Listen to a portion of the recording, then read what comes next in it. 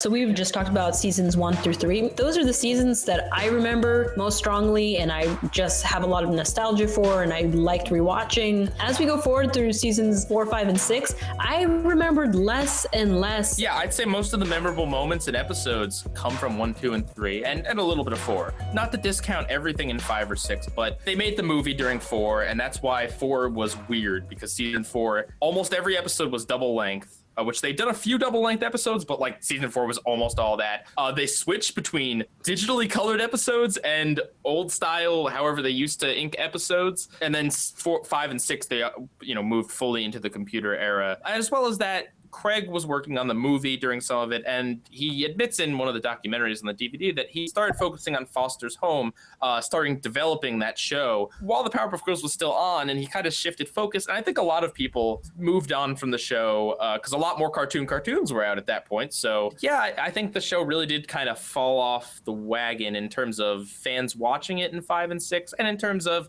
I do definitely think the quality is lowered.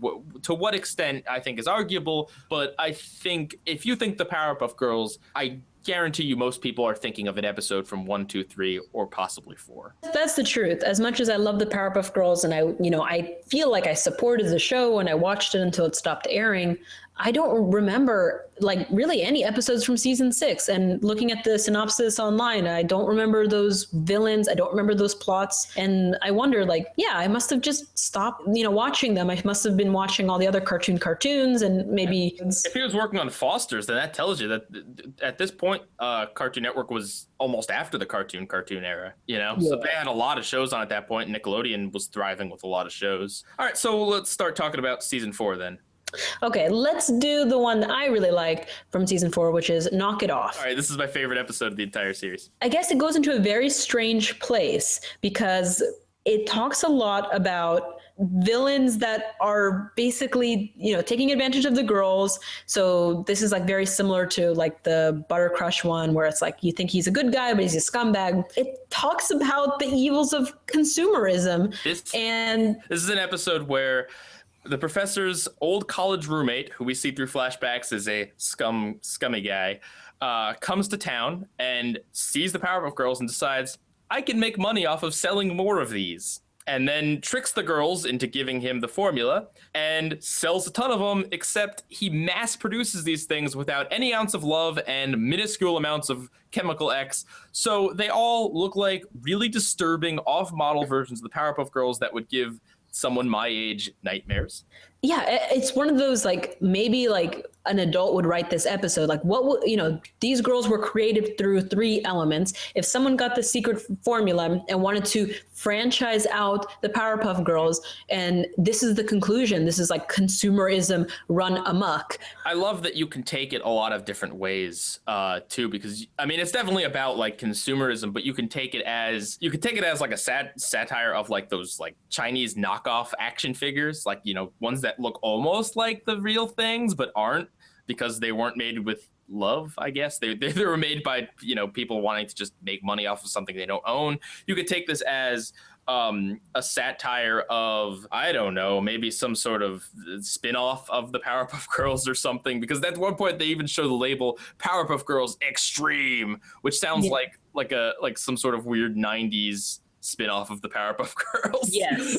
Yeah, it can actually be taken in lots of different ways. You can talk about it as just about the Powerpuff Girls, like people knocking off the show. It can be knocking off of other products. It can be just talking about mass production, because there was a lot of Powerpuff Girls toys, a lot. And a lot of them had Buttercup with blue eyes and Blossom with a blue bow, and there was just a lot of crazy, weird Powerpuff Girl merchandise out there. I think I own some too. Or if you want to take it in perhaps the darkest way possible, it's about a father selling out his children. If you take the metaphor, not the metaphor, but if you take that Professor Utonium is the girls' father, then what does that make all of these girls? Honestly, I joked, but this episode, I think, honestly did give me nightmares. If there's one thing that really freaks me out, it's like off-model, really badly off-model animation of beloved characters that there's something not right about it. Disturbing. It is. It's the uncanny valley, except not in terms of realism, in terms of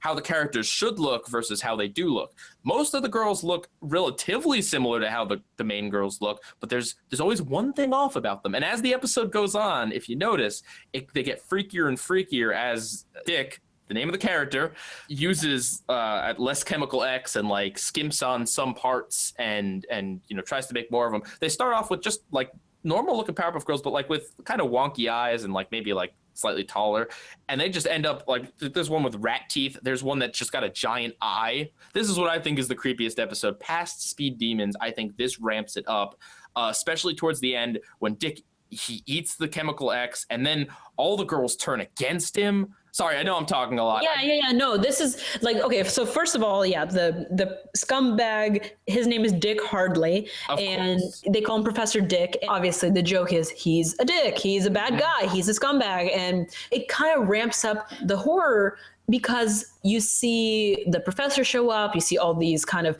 knockoff Powerpuff Girls, then the Powerpuff Girls getting sucked up from like in a giant machine that sucks up their life energy and chemical X, and they get covered in these kind of like warts or spots, and the professor is like crying. It's like, take me instead. It's like all this just horrific stuff happening, and you're like, oh God, this really turned much darker than I expected. And let me also just throw in there, if you're a parent, did you pick up on how Dick gets the formula? He says, I'm a friend of your dad. Yes, he pulls something that real life child abductors say to children. He says, hey girls, get in my car, and the girls are like, we're not supposed to talk to strangers, and he's like, oh, I'm a friend of your dad's, and they get in.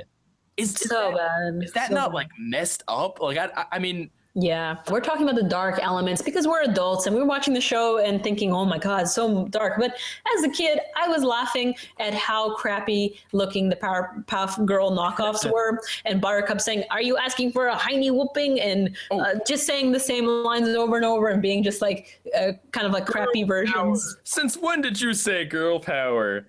I say it all the time. Girl power. I love that. I love that they made fun of that because the Powerpuff Girls are misattributed with like often saying girl power. That was the only time they said girl power on the show. But knockoff merch would have them saying girl power, and girl power is kind of a dumb thing to say. No offense to anyone that likes that saying. I think it's a silly thing to say. And I think that the Powerpuff Girls explicitly avoid that because they don't need to say that they're powerful girls. They just are powerful girls. They're just awesome on their own without having to say that. And so I love that they make fun of it here. And then there's the part where Dick's on the Home Shopping Network type thing, the infomercial, trying to sell the girls. That part was really funny. So there's still a lot of humor and another Hanna-Barbera cameo. Again, it's like one of those things like, okay, when I was watching it as a kid, okay, there's a goofy alligator. Now I'm like, oh my God, like they didn't even sneak it in. It's like right there. And one of the things that I really like about this episode, it's subtle, but if you notice, the professor gives into everything his old roommate says. Like when they're in college, he just like completely lets him walk all over him even when he comes back and he's in town and professor like lets him into his house and everything, up until Dick starts talking about the Powerpuff Girls. When he starts talking about them as if they are products, that is the second he puts down his foot and says, get out of my house. I love that he's like a fool, but then as soon as it comes to his girls, no, not dealing with that. You're out. The professor is a mentor, but he's not as powerful. So it's just really nice to have a moment where you realize, no, he is protecting them. He does care about them. And in this way, it's more harsh. It's less loving, like, oh, I'm protecting your confidence and your ego. It's more like, no, you do not get to mess around with the girls. You don't get to talk to them like they're objects or items. You also have to imagine that, I mean, if this was like a real world or whatever, I'm sure a lot of people like made fun of the professor and like all this and like say, oh, you created them in a lab and like all that sort of stigma that comes with it. Actually, no, you see this in the movie. They are distinctly prejudiced against the girls and do treat them like they are freaks and like not real people. But so that's clearly like a hot button for the professor. I think it's just a wonderful episode that really highlights the best of the darkness of the show and definitely some of the best of the comedy of the show. That's the ultimate, I guess, thing of this episode is that these are real little girls. They're not just crime fighters that protect the city. They're not just like mercenaries that go and protect the city. And you can't just, copy paste and everything. And that could be said to like shows if they're making fun of people copying the Powerpuff Girls. You can't just copy and paste like three, distinct characters fighting crime and they're also color coded. You can't just copy and paste that and get the same formula. There was a lot of love involved with the show, and the episodes we're reviewing are probably like the best highlights, but they showed like, people did care. They made funny jokes. They made funny little references here and there. And yeah, I guess this is just a really cool episode. Let's move on to an episode that I personally don't actually like. This is one of the few episodes that we're going to talk about that I don't like. Members only. It's an episode where the girls want to be a part of a superhero team they see on television that is comprised of manly, macho men who don't like no little girls who should get back in the kitchen. And then they don't let the girls into their club. And then they are under attack by an even manlier force, and the girls have to rescue them. Yeah. So this is one of the episodes we chose to go over just because if you only talk about the best of the best episodes, sometimes you forget, there are duds, or there's just episodes that don't really work with the Powerpuff Girls formula. And this was a part of the season 4 change. This episode, it's one of the few episodes where they go more into the like girl power type of thing. Like they intentionally create sexist villains, or not villains, but I guess adversaries. Yeah. And that's kind of the messed up thing, is that the sexist characters in this are the heroes. They intentionally create these over-the-top sexist heroes just to prove a point. Hey, look, the Powerpuff Girls can beat up a villain that even the manliest men can't beat. And it's like, come on, you don't need to do this. We know the Powerpuff Girls are awesome. You don't need to set up a scenario like this. And it's also really off-putting to see, if you've ever seen the Justice Friends from Dexter's Lab, it's really off-putting to see like Major Glory and these other characters acting horribly sexist. Yeah, this is actually an episode that confirms, I guess, that Dexter and Powerpuff Girls are in the same universe. Dexter shows up in like different cameos in Powerpuff Girls, but so does a bunch of other Hanna-Barbera characters. So it's kind of like, well, maybe they just snuck it in for fun. But yeah, I agree. This episode, we already know what's going to happen because we've watched 3 seasons of the Powerpuff Girls. So we know that they're strong, they're smart, they're brave, they can do pretty much anything, and with limitless power and happiness, and their heart's in the right place. So why are we watching this kind of weird, overly complicated setup where they have to prove themselves? But we already know. So why are they proving it to some heroes that we've never seen before? And it's not like it's even a close contest. Like it's like the girls, because the girls' powers aren't defined, because we don't have any concrete, they could be whatever they want to be in the episode. We see them kicking the tar out of everyone. Like they're super fast and they can do this and that. And it's just like, there's no contest. The girls are obviously right, but of course the guys aren't going to let them in because they're sexist. And I know I keep saying this, but the episode says it. There literally is a speech where Major Glory says, "Your little girls, you need to be in the kitchen and you need to be with your mommy and you need to not be fighting crime and doing all these man things." Like they say this, and it's just like, if you're going to write a character that's a sexist, at least make it like believable and subtle and not just like over the top. Like, I mean, I don't know. I'm sure there are people like this out there, but I don't want to see like just very, very blatant. It comes off as bad writing, in my opinion. It's a very obvious setup. Man versus woman. It's like, oh, well, the men are trying to prevent them, but they're completely capable of doing this stuff. So why are they doing it? Because of arbitrary rules. It's like, well, what? Why? And then they have to create an even badder villain to make them in peril in order for the girls to even prove it more. Of course. It's such a complicated setup. Yeah, and if you count the amount of times they say like man in this episode, especially towards the end, it's insane. And if you count as well all the innuendo that they make, including the title, if you think about it, it's just off the rails. Like I'm okay with like a little like innuendo here and there, but like they just go crazy with it And it's not subtle. I mean, like that's the thing. They had the Rowdy Rough Boys episode, and that's the closest the first 3 seasons ever really came to like a boys versus girls type thing, I guess. You know, here's boys, and they're bigger and badder than the girls, but no, the girls can still beat them.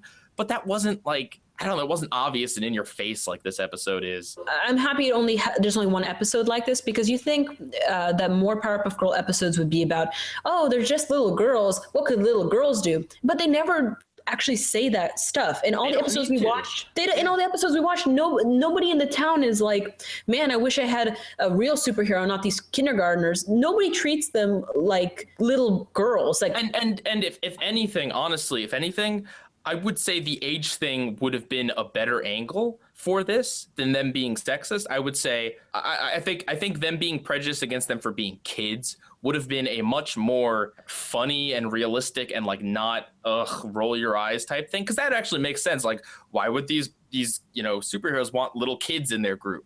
That would be smarter, to be honest, because it was the age thing. Yeah, it makes more sense. It was distinctly about a gender thing. Like they don't make it clear up front, but they definitely make it clear towards the end. It's a gender thing. The only, I would say, good parts of this episode, not like it's all bad, but the things that I appreciated about this episode is that they create all these like one-off heroes. Like there's this guy, there's all these different heroes. I think most of them were actually from either the Justice Friends, and I also saw Space Ghost and Birdman in there. Yes. I don't know if you like them, but I like their designs. I wouldn't mind if the whole episode went a different way after introducing all those different various crazy cool characters that do nothing. I would have liked it if it had just been we are a very serious superhero group, and you have to prove that you are mature enough to be in our group, and they have to do like a bunch of tests like that. But instead, it's just like generic, run really fast, lift a lot of stuff, know how to destroy a meteorite, which is just always heading towards Townsville. Sometimes there are times where you think like this episode just like messed up the series and everyone's out of character. I didn't like it, has a bad moral. This one isn't really that. It's just, it doesn't make sense. The Powerpuff Girls. It's ham-fisted. Yeah, the Powerpuff Girls were never like, that was the underlying subtext of the show, is that they are little girls and they're put in basically so much power and they need to save the day before bedtime. Like the juxtaposition and subtext was there. You don't need to have, the villains point out, I wish I had real heroes to fight, or like, what are you, a bunch of little girls? I can fight you. Like, you don't need to have like Blossom being like, wow, aren't I such a strong character despite being both female and a child? Like, you don't need to have characters say that. I mean, not that she says that in this episode, but that's the kind of writing. But anyway, it's not like the worst episode in the world, but it is kind of grown worthy towards the end. And as a story, it doesn't really go anywhere. I liked Email. I don't know if he was in the Justice Friends. I liked how he made the dial-up sound, because that was also very nostalgic. Yes, and then they make fun of him by saying a bunch of like 90s internet lingo, like, oh, did you have enough ROM and stuff like that. He calls Buttercup a JPEG. Also, Major Glory calls Buttercup Butter Dish. Yes, that out. He keeps saying their names wrong. Yeah, so this episode was not one of the quintessential best remembered episodes, but it exists, and that's enough for us to talk about it, apparently. Right. So next on to another one that's pretty well remembered by people, I would say. People also quote this as being one of like the creepiest episodes, although I'm gonna still go with Knock It Off. Paranoia, where it's your typical dream episode. The girls go to sleep and they dream of their worst nightmares that have been induced by him. Of course, the girls save the day the only way you can in these episodes where it comes to facing your fears, by facing their fears. Even though I think my favorite villain when I was first watching the show was Mojo Jojo, I really like him. I would say as an adult, I think him is the most intimidating, the most interestingly designed. I love his creepy voice. I love how creepy he is, weird. And he's referred to as like the ultimate evil, so you assume he is kind of like the devil in the Powerpuff Girls world. Although they sure do put him in some silly situations at points. Yes. Even though he is a very intimidating and evil villain, he has this kind of clown-like, light-sided sort of humor that makes him more appealing. That he's not just like, I'm evil and I'm going to kill everything. He's like, oh, Powerpuff Girls, I'm so evil. I agree. They play him up as the most serious, but definitely still very goofy. So this episode has Blossom having a nightmare that she's going to be getting bad grades and therefore her life will be worthless, which is a very intense and troubling nightmare to have for anybody. Bubbles is afraid of the dark, so she has nightmares involving the toys that she has around her and things that are innocent in the daytime but look very freaky at night. And Buttercup has a nightmare about spiders. I mean, I feel like Blossoms is the most impactful. It's so deadpan. Like there's nothing funny about Miss Keen and the classroom and the whole, if you get bad grades, your life is worthless.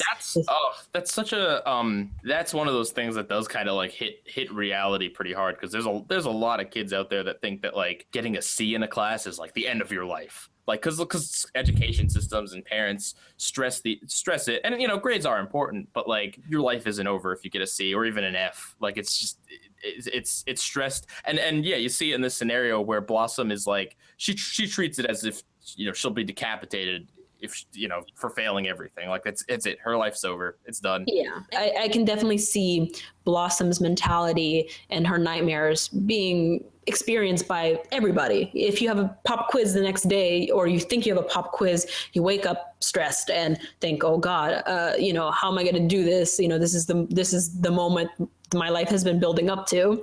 And the other nightmares, Bubbles' nightmares, are kind of Tim Burton-y, with like the toys attacking Bubbles and her being, I guess, almost suffocated by a snake. And then there's Buttercup's nightmares, which I think all the Nightmarescape has a very interesting look. It kind of looks like Picasso paintings or like Dali paintings with like some stock, actually live action stock videos. I just wrote down that it looks like Buttercup fell into the fly of despair. Yes. I thought it was a very straightforward episode. I enjoyed it. I thought it was good. I didn't think it needed to be 22 minutes, to be honest with you. I think they could have told the story in 11.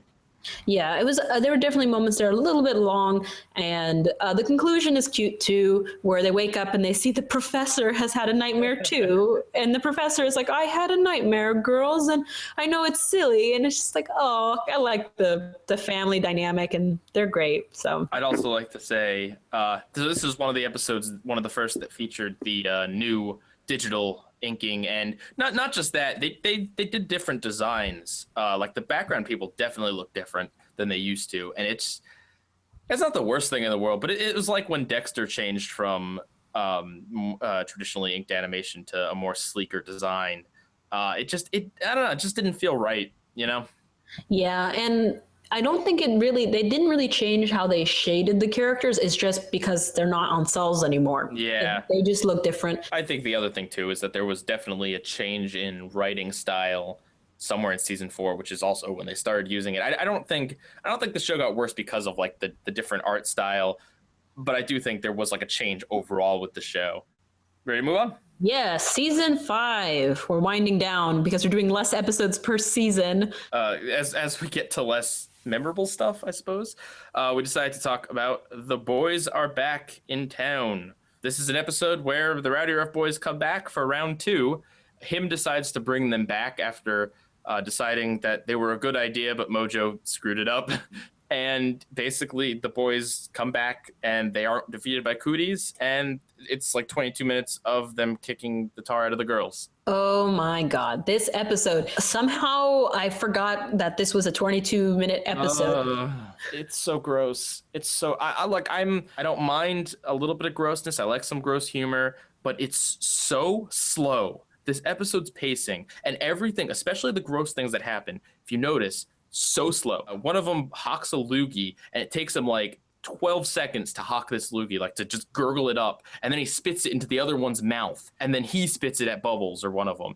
And there's a very long, drawn-out scene where one of them puts a slug on Bubbles' back, and it's just so sad and so gross and so slow and drawn out. It's a great counterpoint, and this is going to my point of how the show changed to the original Rowdy Rough Boys episode, which was a lot faster and a lot more crisper and concise, which was also a lot of fighting. But the first half of that episode was the setup where Mojo created them. This is mostly just the fighting. And it's just, I don't know. There's a few good little moments that have to do with him when he says, I made the Rowdy Rough Boys, but I made them better. I made this like circle, dot, dot, cootie shot. I found it on the internet. Yeah, he says, I found it on the internet. And still the beginning half of the episode still has the kind of Rowdy Rough versus Powerpuff Girl formula where they somehow Bubbles has electric powers and Buttercup has a sonic boom and Butch can make a bubble. Half. I like the first half. Yeah, I have to say I actually noted that the first half of the episode I enjoyed, and then the second half just kept going. As they try to kiss the boys to get them to explode, it doesn't work. So they do it again, and it doesn't work. And they keep doing it, and it causes them to grow rather than explode. Do you get it? Do you get it? I don't even know if they were trying to make it like an innuendo. I just think it was just bizarre. Like, oh. No, they were. When they get emasculated, they shrink. They were making it an innuendo. Oh, I guess you're right. Yeah. You know what? I didn't even think about it because I was just like, is this what's happening now? Like, this is the big reveal? It's kind of a groan-worthy one. Well, because, yeah, if you're a kid, you wouldn't think that anyway. It's also weird how they come to that conclusion because one of them bites their tongue and then Blossom just jumps to the conclusion when they're emasculated, they shrink, which is a weird conclusion to jump to. And I thought she was going to say when they laugh at each other. That would make sense when they turn on each other or something. I mean, the emasculation makes sense. Like if cooties was, their thing, then also be looking like girls or, being portrayed as weak. That's another thing that little boys pick on each other for. It makes sense. It's just like it does feel like they tried to remake the original magic of the episode, but they just didn't get it right. It felt like too much of the same and also too much of just a one-sided beatdown that was really gross. That was one of the great things about the original is that it was a little more two-sided than just the boys beating up the girls. There's some moments that I'm like, what? For instance, Brick gets his pants pulled down or something, and I'm like, am I really seeing a Powerpuff butt? Like, what? What is this? Yeah, if there's two things that I like this episode for. I mean, I enjoyed the first half to an extent. There's two things I really like. One, the flashback wall that him looks at the beginning. That was cool. It's not just like they had one clip of an episode on a montage on a screen. No, they had like dozens of screens of older episodes just floating on by in him's weird ethereal world. That looked cool, right? Yeah. And the other thing I liked was that it gave each of the boys a little more personality in that, and I'm not going to say their names because I'm going to screw it up, but the one that's Bubbles is opposite seemed more ditzy this time around, like Bubbles. Boomer, yeah. And Buttercup's opposite, he was like spastic. He's supposed to be like super into fighting, but instead of being like, yeah, I like to fight, he's kind of like spazzing a bit. Like he's like unhinged. I don't know. I liked it. I was like, okay. And then Blossom's opposite, I guess, was just the leader. I guess that's a personality trait. It's not much, but like at least they did define them a little more individually. But yeah, I think not the best of episodes.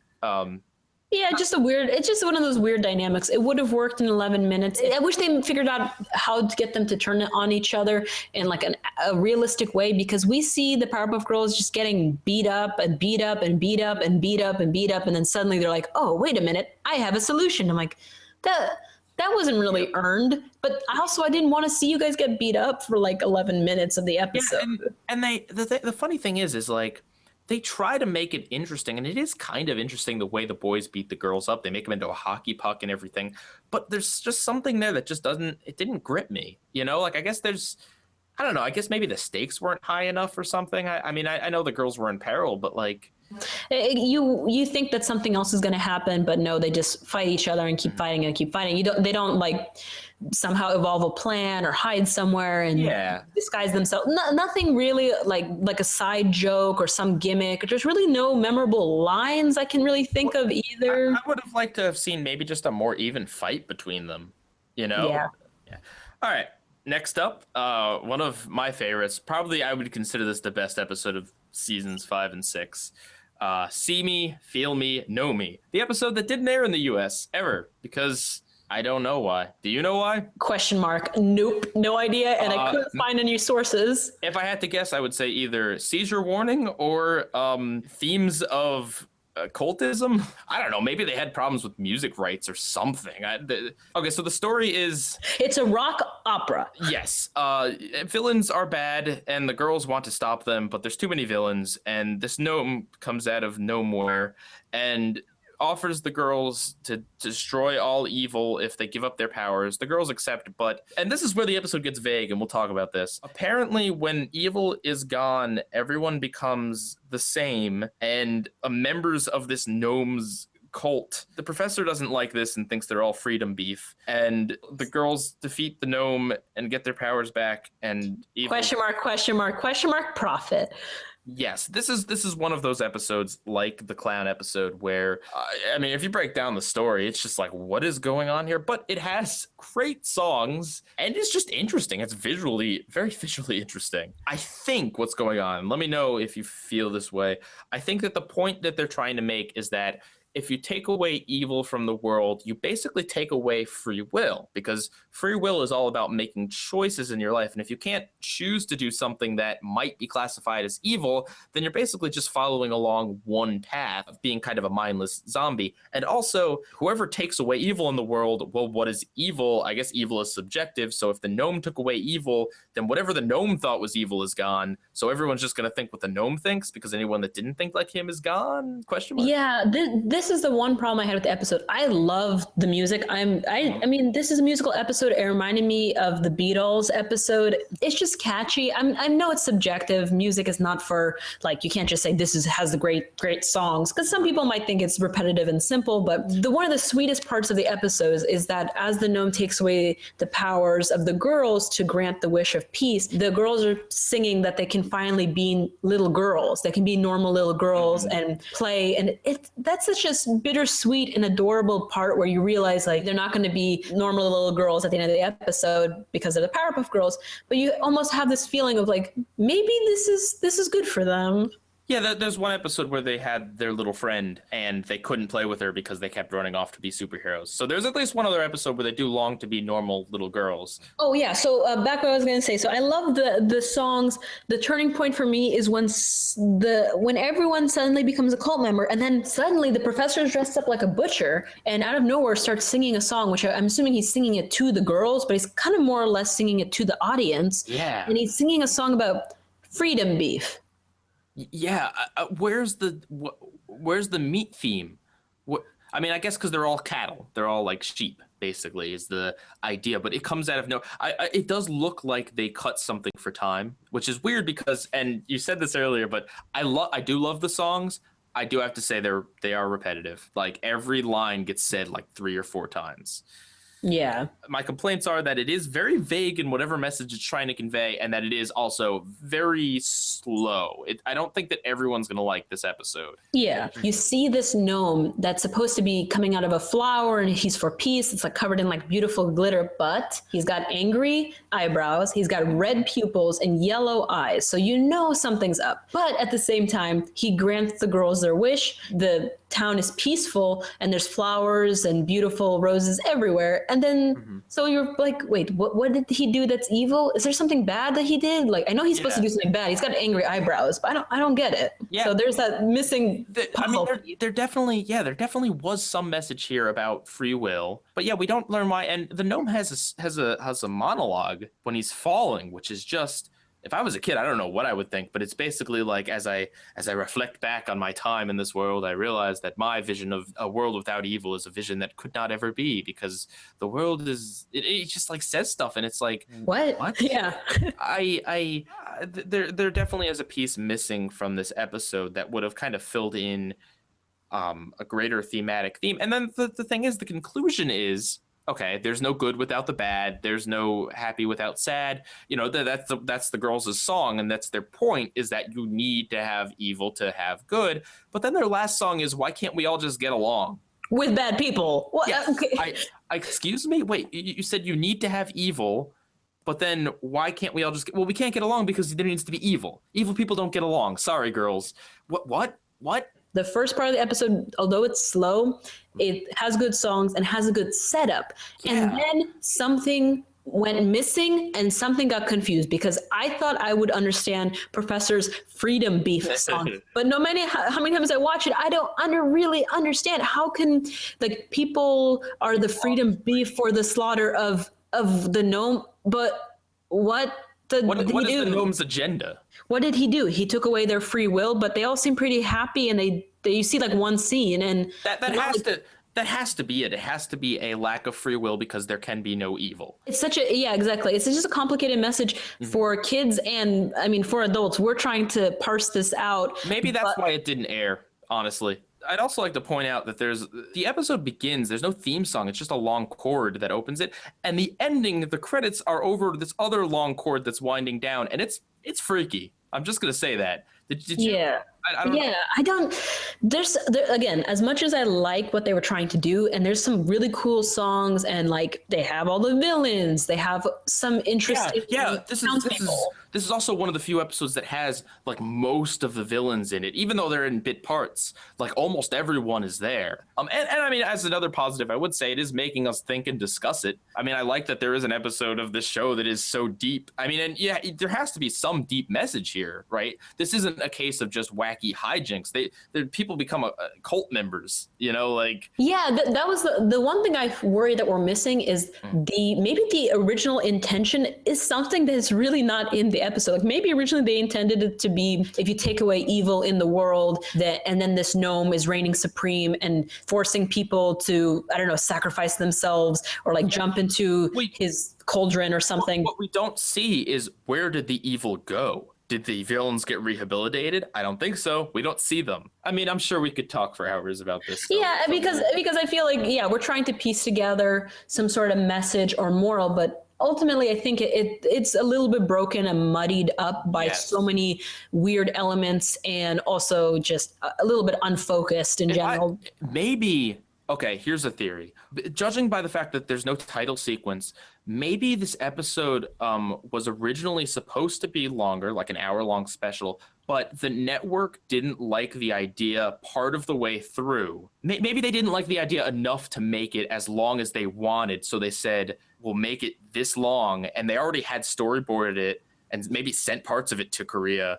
Yeah, I wouldn't be surprised, because a musical rock episode is right up the Powerpuff Girl alley, and I'm sure they'll be like, yeah, it sounds great, but then like, maybe somewhere in the halfway mark, they're like, what is this episode about? And but maybe it's too dark. Maybe they put too much money in it, so they're like, all right, finish it, and we'll find a place to put it. And they did air it overseas, and they did put it on the DVD set. You know, it does exist. It's not like they tried to cover it up or anything. So I would like to do some digging on this at a later date, actually. It'd be very interesting to find out. Yeah, like find somebody and ask them, like, is there a longer story? Is this just one of those, like, maybe failed, mishandled episodes? It could be as simple as someone just didn't get across a certain story point, or maybe they just thought it was super clear to them. Do you think that maybe there was a part of this episode that wasn't in song at one point and they decided to scrap it? Maybe a part of the episode where they actually talk? I definitely think there is a part between the professor's song and like from the gnome getting their powers taken away and the professor's song. There's got to be some sort of middle part there. It just switched so quickly to the professor singing. I'm like, where did you even come from? Could it also be possible that maybe the version they put on the DVD wasn't the right version? Maybe they screwed it up. Yeah, sometimes they do cut out scenes for like broadcast, but why would they do that for the DVD? We weren't going to talk about this one, but we wanted to have something from season 6. And one of the more interesting episodes is Custody Battle, which is another episode with the Rowdy Rough Boys where it's Father's Day and Mojo comes across the Rowdy Rough Boys and it's like, hey, wait, I created you. I'm your father. Didn't you explode? Him shows up and he's like, well, I recreated them, so I'm more like their father. And then basically him and Mojo have a contest to see who's more evil, to see who the Rowdy Rough Boys treat more as a father. Yeah, I like this episode because it has a lot of continuity. I mean, Powerpuff Girls isn't really known for continuity, and episode to episode, the day saved, next episode, something else. Yeah, honestly, the story itself, I thought was just one that made a lot of sense. And it's like, hey, yeah, since they came back, what does Mojo think of them? But I gotta say, this episode just didn't grip me. it didn't grip me. I thought it was all right. Like I can't really say many things bad about it. I just was like, all right, they're doing evil things. Okay, I get it. Yeah. Yeah, the one thing I liked about it is the Rowdy Rough Boys, even though they are the center plot of the episode, it's mostly just him and Mojo, which are two of my favorite villains. And I like that the Rowdy Rough Boys have two dads. How great is that? They're the best villain. I never thought of that. I never actually thought of that. Now I want to see Mojo Jojo and him living in like a nuclear family. Absolutely, absolutely. I never thought of it like that. That might have been an even better setup for an episode. I think one of the very few, they don't do this very often, fourth wall breaks, Mojo. Absolutely. Yeah. Respect I get after 6 seasons. Like, I don't know. I don't remember the show. Like, I remember them making a lot of weird jokes, and there's like some meta jokes in the Rainy Day Adventure, but like specifically fourth wall breaking, that doesn't happen very often. I mean, yeah, I love fourth wall breaks, but I was not expecting it in Powerpuff Girls because, you know, sometimes they do something silly like, oh, you know, not in this episode, or we don't have the budget for that. You know, some small kind of, you know. There's the narrator, which in a way, and the characters interact with them, which in a way is a fourth wall break, but just like a specific Mojo saying 6 seasons. Like just kind of like catches you for a second. You're like, wait, what? I laughed. I mean, I laughed. I laughed too. I liked it just because you don't see it that often on the show. It's just like, and I think that's a lot of seasons 5 and 6 is just like, yeah, this is all right. You know, I don't want to come off like the last 2 seasons are like abominable or anything like that, but I do think the show lost a lot of its edge, and I would have to say that there isn't really much of anything in terms of like super dark. But yeah, what did you think of this? Did you think it felt like the older seasons, or the one part that stood out to me, because trying to out evil each other, it's like, yeah, it took a long time to get to that point. The remote control pickle was weird but great. I mean, that's all I gotta say. It's just weird. It makes no sense. The mayor, physics be damned, climbs a skyscraper naked and falls off the skyscraper and does not die. And it's just, they were trying to like stretch the goofiness in that way. Like you would probably not see the mayor do that in earlier seasons, like some weird stuff, but you probably wouldn't see him climb a skyscraper naked and then fall off the skyscraper without the Powerpuff Girls showing up and saving him. That's the other interesting. The girls aren't in this episode. Yeah, there's no Powerpuff Girls. It's just like not a super memorable episode. There's a lot of potential because I like the Mojo him rivalry, and I like that they come together at the end as like, oh, you know, the boys are growing up. But I wish there was more of that. I wish there was more like them being happy that they have like this thing in common, and I don't know, they decide to do something and the Rowdy Rough Boys don't like it, but they're trying to teach them, like maybe a more like father knows best sort of episode. That would be pretty cool if the Rowdy Rough Boys just want to go and like just beat up the girls, but him and Mojo want them to have like a plan. You know, they're trying to teach like traditional villain. Yes, like you have to build a giant mech suit and you have to make sure there is a giant monster involved because the giant monsters are always key to the plan. You know, like that would be another fun deconstruction. I mean, I'm glad if nothing else we got acknowledgement of Mojo like seeing the boys again after being brought back. You know, they didn't just like forget that they were Mojo's creation. So yeah, so that's the Powerpuff Girls.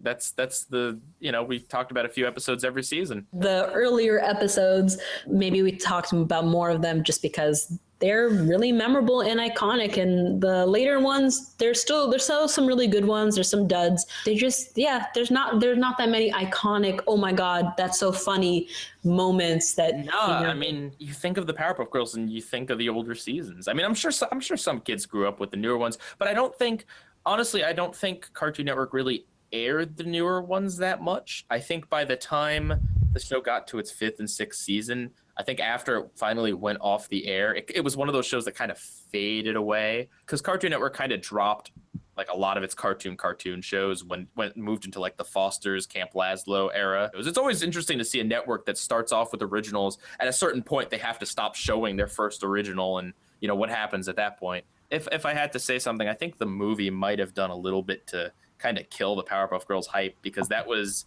released at like the peak of their popularity, and I don't know about you, but I wasn't crazy about the movie.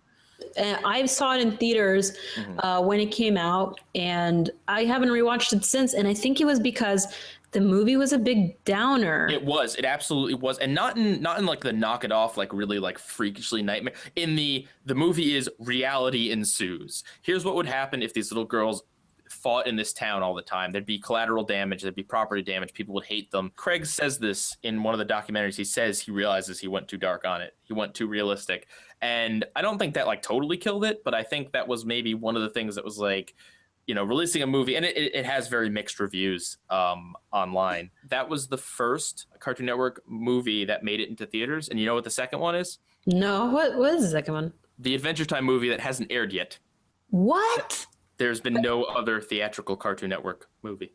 Yeah, I was really thinking for a second. I'm like, I don't know. Did they make some live action show that made it into a movie? I'm like, I don't remember any Cartoon Network movies. Nope. A lot of Nick movies, though. Yes.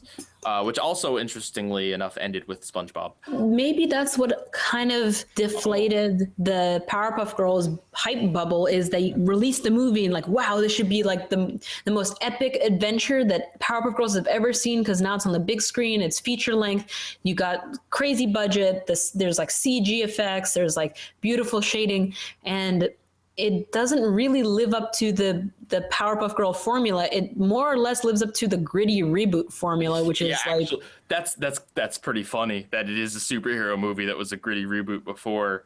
Well, it's not like super gritty, but it is an origin story, which is very common for superhero films. Well, not just that, but it's a let's take superheroes and put them in the real world, basically. Yeah. If I've been very harsh on the reboot, and I will bring this up one last time as we close here, if I've been very harsh on it, I will have to say that one very good thing that came of it is it did make me want to talk about the original show and think about the original show again, which I really do think is a gem in the rough. And I think that it holds up watching it back as an adult, because there is a lot of adult references. There's a lot of really clever writing. There's a lot of stuff that's just universally funny. And I think that super dark and grittiness is something that can be appreciated by adults. And same thing with the super friendly kiddie aspect. And I do think that when they collide, they create the Powerpuff Girls. Powerpuff Girls is this amalgamation of like very retro, like Beatles, 60s and 70s superhero genre cliches, and also kind of childish characters. But it never fits into just one perfect formula that it's just this, or it's just that, or it's about morals or lessons. They have lots of different various episodes. Some are just send-ups of making fun of 90s commercials about cereal, and other episodes are about, you know, going so far into the future that everyone you know and love has become insane. So it's just an interesting show, and when you look back on it, you realize how much it really, I don't know if it would have worked if they did the same formula today, if they tried to make it as violent, as weird, as strange, have as much weird episodes that bounce back and forth between crazy musicals and jokes and evil and monkeys and all that stuff. But it really worked. It was a very 90s cartoon. It was a very it is 90s. What would you say, where would it like rank on your like cartoons of the 90s? I honestly think it'd be pretty up there for me. Yeah, I would say, you know, I would probably put it right above Freakazoid, probably in top 10. And this show, I think, crossed a lot of genre barriers, and, you know, people watched it in lots of different age groups. And I think both boys and girls like this show, and it was just cool. It wasn't trying to do anything in particular, like target like action superhero girl audience. It was just a cartoon show that had all this stuff mashed together back to back. And yeah, sometimes it worked, sometimes it didn't, but it was just fun. I would rank it pretty highly on my list. Yeah, I mean, you get the feeling that Craig made the show. I mean, he made the show in college. You get the feeling he just made it based upon what made him laugh. I'm happy that we got to rewatch it. And yeah, I would recommend checking out all the episodes we watched, seeing them for yourself, and finding out what made Powerpuff Girls tick. Yeah. I guess one last thought I had was that I wonder if SpongeBob helped kill the Powerpuff Girls. Like, he killed a lot of other things, because that was right about the time. And it seemed like the Powerpuff Girls was one of the biggest franchises out there. I mean, it had a movie. You know, it had a movie, had so much merchandise, it was rivaling like Rugrats. And I do kind of wonder if if that had anything to do with it. Of course, all my thoughts lead back to the sponge. But you have one thing on your mind. With sponge. with the thought of SpongeBob decimating the Powerpuff Girls in my mind, that's all I have to say. Yeah, so thanks for listening. If you got this far, go check out the Powerpuff Girls, watch all the stuff, and Get the series set. It's a good one. Tons of good bonus features. So. That's the end of this show.